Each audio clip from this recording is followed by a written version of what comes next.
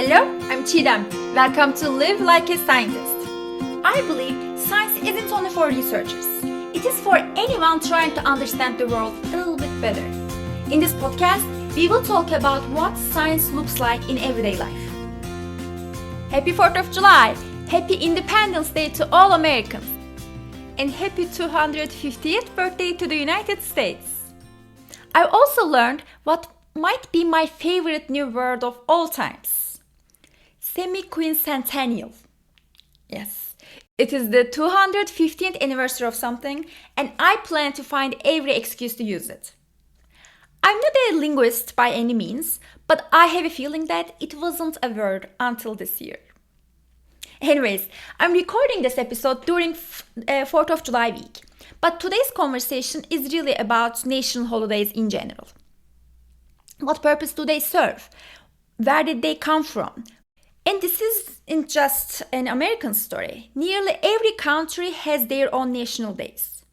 The specific days differ, but the reasons are often similar. Like independence, the founding of a state, the end of a war, the beginning of a revolution, the opening of a parliament, or the birth of a new political system. These holidays mark defining moments in the nation's history. This week, millions of Americans are celebrating Independence Day. We'll wave flags, we'll watch fireworks, sing the national anthem, gather for barbecues, and celebrate alongside people we have never met before. But have you ever stopped to wonder why? How do millions of complete strangers come to feel that they belong to the same we? That's the scientific question behind today's episode. Think about how naturally we say things like, we won the Olympic gold, we landed on the moon, or we are under attack. Why we? We have never met 99.9999% of the other population. Yet the feeling is often completely genuine. Somehow, people who will never know each other personally in real life come to see themselves as members of the same community. How does that happen? Why do some countries seem to create a stronger sense of national identity than others? And why do some individuals feel deeply connected to their nation compared to others, while others don't? For most of human history, this wasn't much of a puzzle, because humans evolved in small groups, families, villages, tribes, where everyone knew everyone else. Cooperation came naturally because your community was made up of people you actually interacted with. You knew who was who. But today, modern nations are different. The United States has more than 340 million people. Most countries ask millions of strangers to imagine themselves as part of one community. How does that scale? How do we go from caring about our village, literally village, to feeling connected to the millions of people we'll never meet in our lives? As someone with dual citizenship, these are exactly the kinds of questions I find myself thinking about during a 4th of July barbecue. Well, these questions and whether I should have one more burger or switch to a hot dog.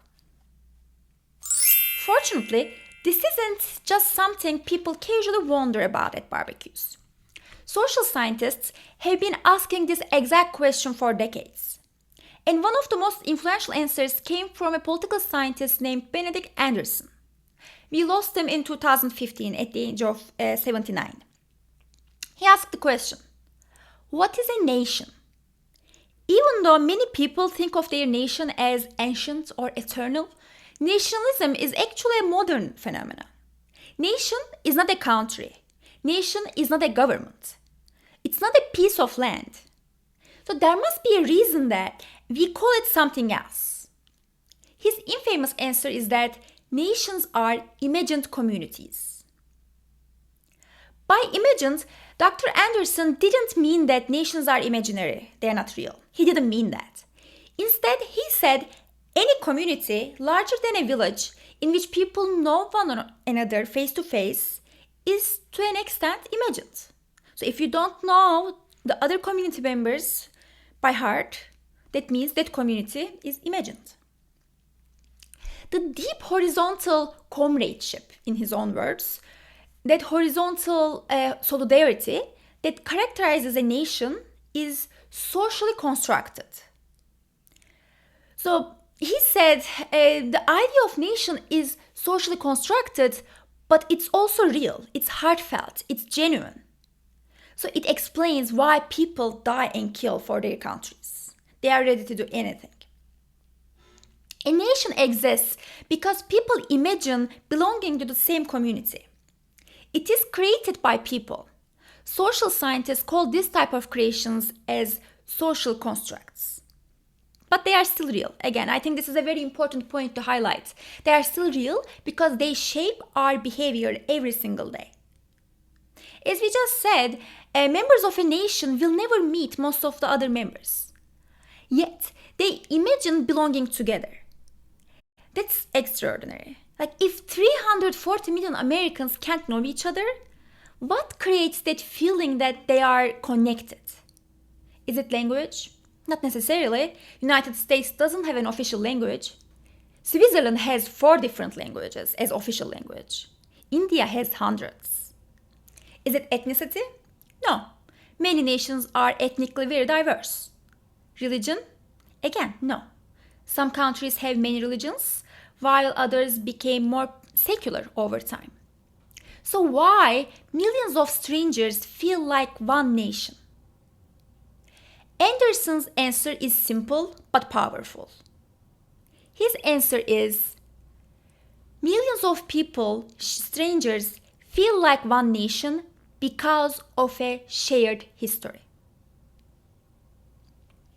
So now we know why nations can coexist. But there's another question. How do they stay together? For that, we turn to another giant of sociology, Durkheim. Durkheim was interested in a simple but again profound question. So we know what nations are, but what holds nations together, societies together? If the goal of Independence Day was just simply to remember history, we could all stay home and read the Declaration of Independence once a year. But we don't. Like, we do the fireworks. Why the fireworks? Why the parades? Why the national anthem? Why the flag ceremonies? Why presidential inaugurations? Why military funerals? Why do we gather for national events? According to Durkheim, because the gathering itself is the point. Rituals don't simply celebrate a community, they create it. Durkheim introduced the concept of collective effervescence. It's a fancy name for something almost all of you certainly experienced. It is that emotional energy you feel when you are part of a crowd experiencing the same thing at the same time. It's a very high feeling. Like, think about standing in a packed stadium as everyone sings the national anthem. Gives you goosebumps, right? Or watching your country compete in the World Cup surrounded by other fans. Have you noticed that watching a match with other people somehow feels more exciting than watching it alone? The game is exactly the same game, but the experience isn't. Or think about a candlelight vigil after a tragedy, a protest march, a graduation ceremony, a concert where thousands of people suddenly start singing the same lyrics. People often leave these events feeling more connected than when they arrived. Not because they learned something new, but because they experienced something together. More than a century after Durkheim wrote about rituals, psychologists started testing his ideas in experiments. And remarkably, many of his predictions held up. Researchers have found that when people move in synchrony, like marching, singing, chanting, dancing, clapping together, even simply walking like step by step together, they become more cooperative. They trust one another more. They are more willing to help each other. And they feel a stronger sense of belonging to the group. In other words, synchronized activity changes how people relate to one another. Are you also picturing some military events right now? Right? We see these examples a lot in our lives. So suddenly, fireworks, parades, and national anthems start to look a little bit different too, right? Fireworks themselves aren't what actually matter. The parade isn't the point. The anthem isn't just a song.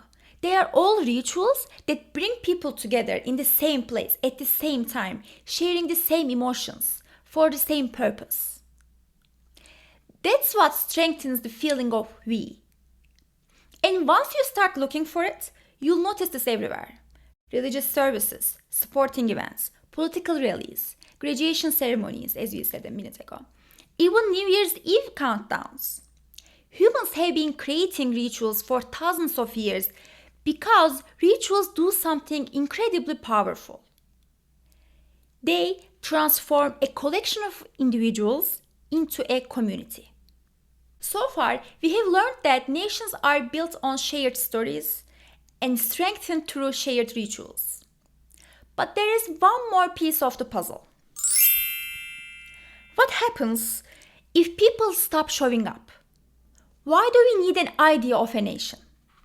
Political scientist Putnam approached this question from this angle. And his answer was, nations are necessary for a democracy to work. Big claim. His answer to what makes democracy work wasn't constitutions or elections or political parties. It was something much more ordinary. Relationships within the nation. So Putnam helped popularizing the concept of social capital. Think of social capital as the invisible glue that helps communities function. It includes trust, social networks, shared norms, and the expectation that people will cooperate with one another. It is the confidence that your neighbors will help you if you need them. It is the confidence that volunteers will show up if there is a need. That people will work together to solve local problems. So when researchers measure social capital, they consistently find that communities with more of it tend to have healthier democracies, higher levels of civic participation, lower crime rates, better health outcomes, and even stronger local economies. In other words, the connections between people don't just make communities feel nicer, they make them function better. So one of Putnam's most influential books is called Bowling Alone. Its central argument is that throughout the second half of the 20th century, Americans became less involved in civic life. What does this mean? They joined fewer clubs, they attended fewer community meetings, they volunteered less, and spent less time in organizations that connected them to one another. The title comes from one striking example. People were still bowling, but instead of joining bowling leagues, they were increasingly bowling alone. For Putnam, that wasn't really about the sport game. It symbolized a broader decline in the everyday relationships and networks that create social capital, which is a very important component of a nation. His concern wasn't a nostalgia, it was democracy. Because democracy depends on citizens trusting one another, working together, and participating in public life. Those habits don't magically appear on the election day. They develop through years of interacting with other people in your community. They develop through being happy for the same reasons or being sad for the same events. So this brings us back to national holidays. For many people, the 4th of July is one of the few moments each year when neighborhoods come together. Families gather in parks, communities organize parades, people watch fireworks with thousands of strangers. For a few hours, we participate in something larger than ourselves. So now, one barbecue won't transform a democracy. Putnam knew this, we know this. One parade won't solve political polarization. But Putnam would argue that societies are built through repeated civic experiences like these moments. Every time people gather, volunteer, celebrate, or simply spend time together in public, they strengthen the networks and trust that make communities resilient. So here is a question worth asking. What happens if people stop participating altogether? If we stop joining clubs, stop volunteering, stop attending community events, stop celebrating together? Do we become less trusting? Do we participate in politics less? Do we feel less connected? Do we become less willing to cooperate? According to Putnam, the answer is yes. And that's why these seemingly ordinary civic traditions may matter much more than we actually realize. So these theories sound convincing. But one thing we will highlight a lot on this podcast is that a good hypothesis is only the beginning. The next step is empirical evidence. This aspect of social sciences is unfortunately less known by people outside of the field. And my goal is to change it.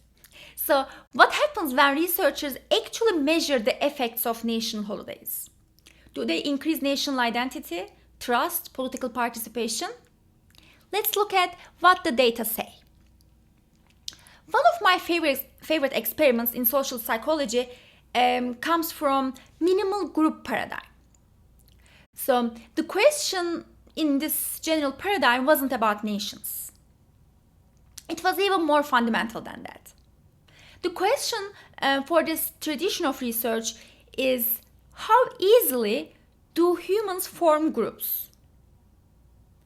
To find out, in 70s, a group of researchers designed, again, what became known as the minimal group paradigm. They did series of experiments. One example is that participants were randomly assigned to completely meaningless groups. In one version, they were grouped according to which abstract painting they supposedly preferred. That's it. No shared history, no shared culture, no competition, no meaningful difference whatsoever. And yet, within minutes, something interesting happened. Like people started favoring members of their own group. In-group bias. They allocated more money to them. They treated them more generously. Sometimes they even preferred giving less money overall if it meant their own group ended up slightly ahead of the other one. Think about that. People developed an us versus them based on nothing more than a random label, just like what type of art you like more. The lesson isn't that people are irrational. It is that our brains are incredibly quick to organize the social world into groups because it's easier. It's kind of a defense mechanism. If we can develop loyalties over abstract paintings in a lab, perhaps it's not so surprising that we develop powerful attachments to nations over years of shared stories, symbols, and rituals. Forming a group is one thing. Keeping millions of people feeling like they belong to that group generation after generation is something else. So where does that sense of belonging come from? One historian found clues in an unexpected place: 4th of July speeches. Historian Nathan Rosenthal analyzed hundreds of Independence Day speeches delivered throughout the 18th and 19th centuries. At first glance, these speeches look like simple commemorations of the American Revolution. But that's not what he found. Year after year, the speakers weren't simply remembering the nation's founding. They were actively defining what it meant to be an American. Each generation retold the story a little differently, sometimes emphasizing liberty, sometimes unions, sometimes sacrifice, sometimes democracy. I'll share the link for his database in the description. It's actually a very cool database. I would like history nerds to take a look at it. So the 4th of July wasn't just preserving history. It was continually recreating a shared national identity. That's very similar to Anderson's idea of imagined communities, like, isn't it? A nation isn't held together because everyone knows each other. It is held together because people continue telling the same collective history. So by now, the picture seems very convincing. Humans naturally form groups. Nations tell shared stories. Rituals strengthen those stories. But one big question still remains. Do national holidays actually change people's behavior? Attending a holiday celebration or not, does it make a difference? Are patriotic people simply more likely to participate in patriotic celebrations? Or they are more patriotic because they attend more celebrations? Right? That causal link is a much harder question. So social scientists develop more complex and well-thought designed models to measure this. So imagine 2 children. They grow up in the same town. Their parents have similar incomes. They attend similar schools. They grow up in similar neighborhoods. One becomes a highly engaged citizen who regularly votes, participates in civic life. The other doesn't. Could part of that difference come from something as simple as the 4th of July activities? Political scientists wanted an answer exactly explains that.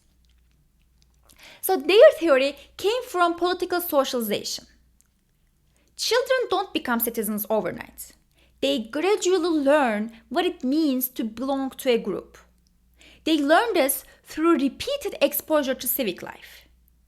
Saying the Pledge of Allegiance, watching parades, listening to patriotic speeches, seeing flags, watching fireworks, participating in community celebrations. Over time, these experiences may become part of a person's political identity. There is just one problem. How do you prove it? Right?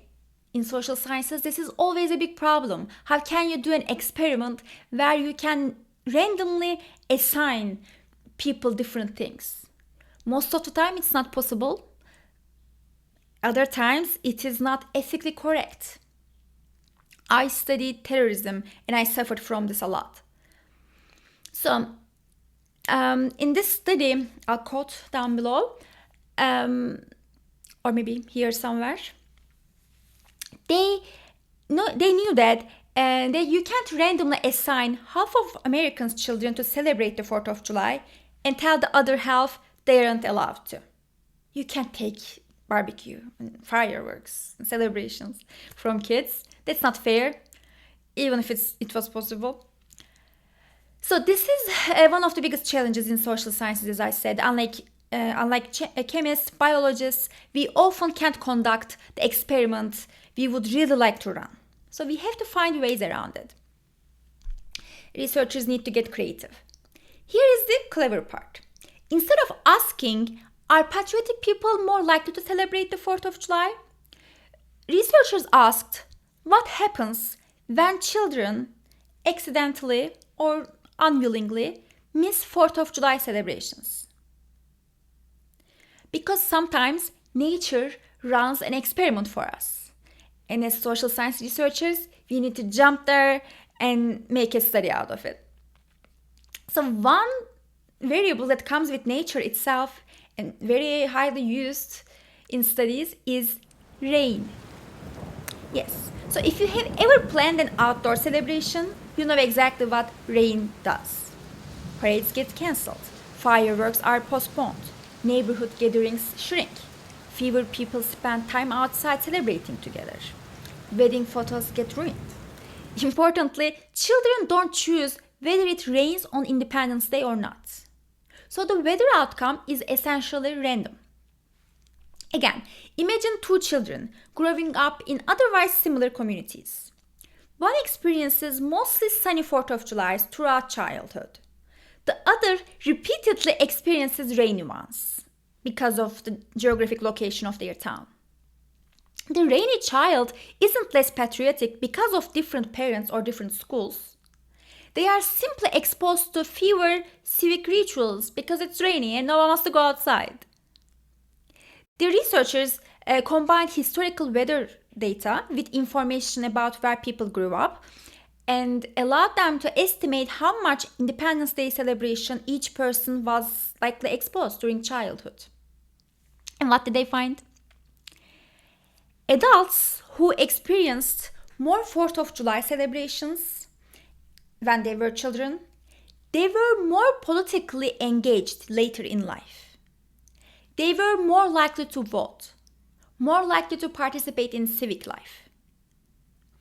So the outcome of this study is that shared civic culture, civic rituals appear to have long-lasting political footprints.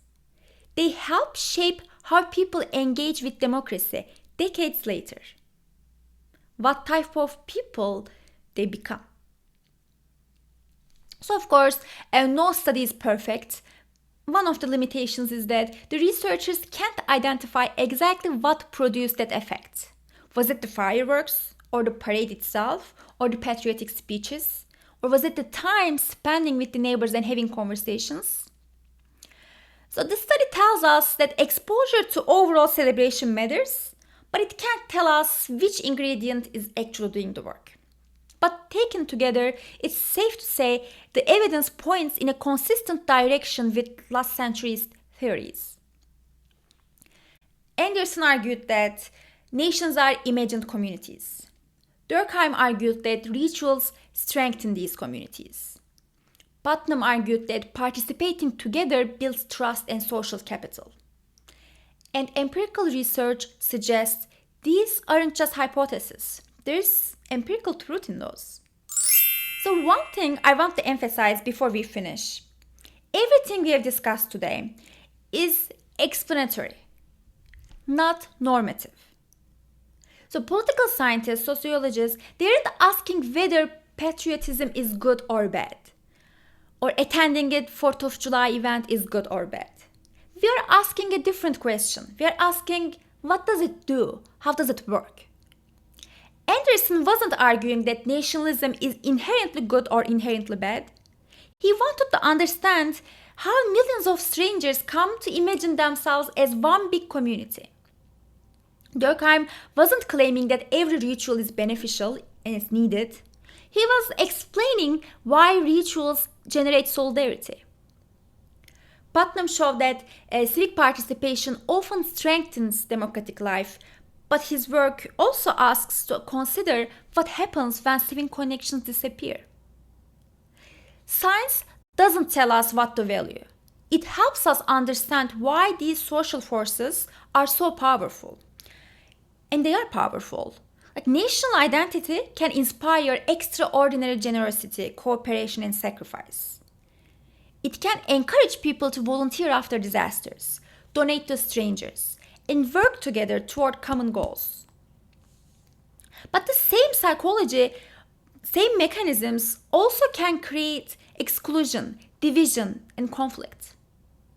Science explains both possibilities. So let's return to where we started.